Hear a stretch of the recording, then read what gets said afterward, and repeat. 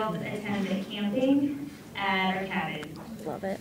So it was the 4th of July weekend in 2008, and my aunt and uncle and my cousins were out there, and I took some friends, my brother took some friends. It was a full house, and when it came time to sleep, we only have like 5 beds out there, it's just for my family, so air mattress and stuff, we just decided all high schoolers would pitch tents outside the cabin, no big deal. So we're hanging out in the tent, and it's stormy, and we didn't think anything of it. You know, it's raining, it's not going in the tent, no big deal. But eventually then there were too many of us to sleep in one tent, so some of the kids went and slept in the van. My friend Katie and I stayed in the tent, and it was like probably 1 in the morning, you know, whatever. All my aunts and uncles and my parents had gone to bed. I didn't feel very good. So I went inside, and then going inside woke my mom up, which was a poor choice, because then she started worrying about the rain, and she thought the tents were going to catch on fire. And we just couldn't have that, because she couldn't be responsible for all those kids getting struck by lightning. And so she didn't come out, but I was back out in the tent, and she like knocked on our tent and told me to come inside. So we grabbed our air mattress, and she went to the van, got the kids out of the van, went to my brother's friend's tents, got them all inside.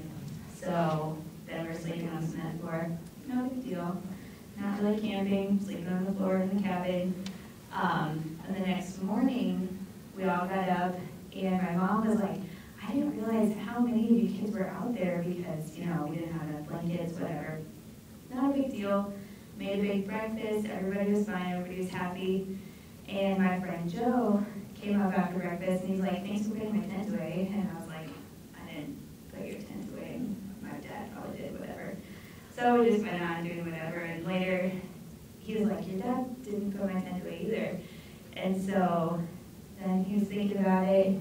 He's like, oh, I didn't stake the tent down because I was counting on you and Katie sleeping in the tent to hold it down. So Katie and I were like, oh, sorry, whatever, you know. I didn't know what we were supposed to do. But anyway, so we're like, well, we can go look for it in our cabin out in the middle of nowhere. We figured it might have blown into the trees or something. And as everybody's looking for this tent, my mom's like, I thought there were too many tents out there. She had come to our tent, gone to the van. Meanwhile, the tent we were in like flew onto the other side of the van, and she went and checked that. And she's like, I thought it was weird that I hadn't gotten to the tent yet. I just figured they heard me, and you guys all went inside. So not only did we lose the tent, but my mom was like up at the tent before it flew away, and she didn't realize it. She had no way of knowing. So then we spent the afternoon driving around looking for the tent.